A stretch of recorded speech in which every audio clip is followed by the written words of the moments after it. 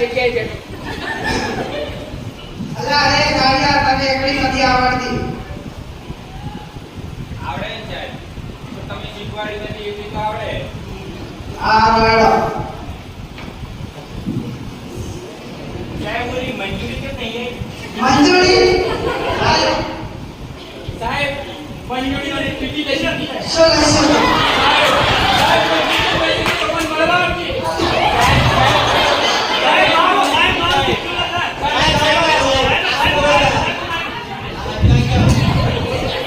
વિદ્યાર્થીનો હાથ કેમ મારો છો? વિદ્યાર્થીનો હાથ નથી કરતા એને મોજ આવી. આ બાજુ આવી જાઓ તમે, ચલો.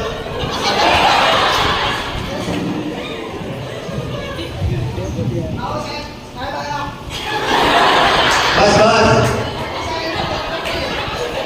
નમસ્કાર. કેમ છો બધા? સરસ. સાહેબ તમે આયા, અમને સારું લાગ્યો. તમારે જે કોઈ પ્રશ્ન હોય પૂછો. જીરોથી માંડીને એકડી બારાકડી અંતાક્ષરી સુધીનો બધો અભ્યાસક્રમ પૂરો કરી દીધો હોય. તમારે જે પ્રશ્ન હોય પૂછો. સારું, ચલો. હું તેમની થોડી કસોટી લઉં છું. ઉભા થાઓ બેટા તમે. બોલો, અકબર કોણ હતો? આ અકબર એમને ખબર જ ન હોય. આ બધું શું છે? આ બધું શું છે?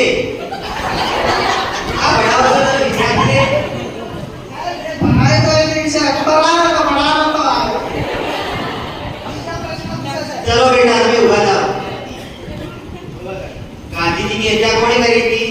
મારી છોકરો મુને ગયો સાહેબ. આ શું છે? વિકાસ કેમ આ લાવો? એ આવડે કઈ નતો એમ હોશિયાર સાહેબ હો. એટલી આવડે.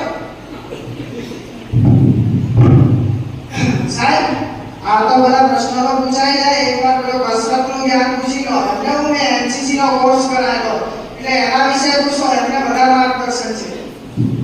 સારું, ચલો. તો તમે એનસીસી નો કોર્સ કરાવેલો છે એની કસોટી લઈ લેવું, બરાબર? Stand up. વિદ્યાર્થીઓ કેમ કોઈ રિએક્શન નથી આપતા? આપશે આપશે. અડી હા. ચલો. સ્કોડ સાવધાન. સ્કોડ વિશ્રામ. આ બધું શું છે? તમે આ એનસીસી નું જ્ઞાન આપ્યું છે વિદ્યાર્થીઓને? તો પડતા કેટલું હાજર હતો. હાજર બમ. ઈલા રસ. જા ચેલ્યો.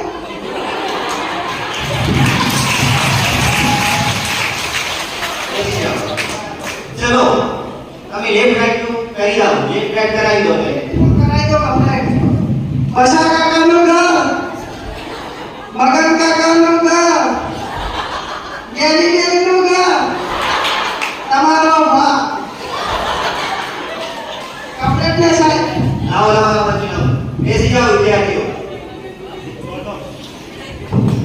આ બધું શું છે? તમે વિદ્યાર્થીઓને આ પ્રકારનું જ્ઞાન આપો છો? એમની એક સામાન્ય બુદ્ધિ પણ નથી. એમને બેસવા ઉઠવાનું ભાન પણ નથી. આવા શિક્ષક તમે શિક્ષકને લાયક જ નથી. વિદ્યાર્થીઓના વાલીઓ અને સમાજ એક શિક્ષક પાસેથી કેવી આશાઓ રાખે છે કે તેમનો વિદ્યાર્થીને શિક્ષક સારી રીતે ભણાવે અને તેમની પ્રગતિ થાય. તમારા જેવા શિક્ષકો સરકારી ગ્રાન્ટેડ શાળાઓની ઇજ્જત બગાડે છે. ભૂલ થઈ હતી. મેં આવું શિક્ષણ આપ્યું, છોકરાનું ભવિષ્ય બગાડ્યું. છતાં પણ તમે અમારે ઇન્ટર્નશિપમાં છોકરાઓ જવાના છે એટલે એમને પણ થોડું માર્ગદર્શન આપ્યું.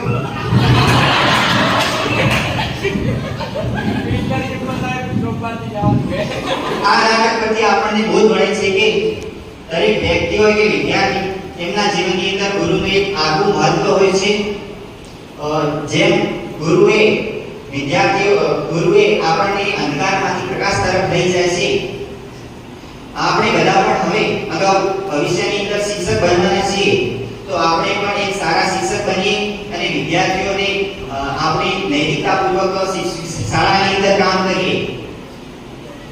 શિક્ષક હંમેશા વિદ્યાર્થીને સારી રીતે ભણાવતો હોવો જોઈએ અને વિદ્યાર્થીઓનું ભવિષ્ય હંમેશા શિક્ષકના હાથમાં હોય છે. એટલે આપણે એક શ્રેષ્ઠ શિક્ષક બનીએ.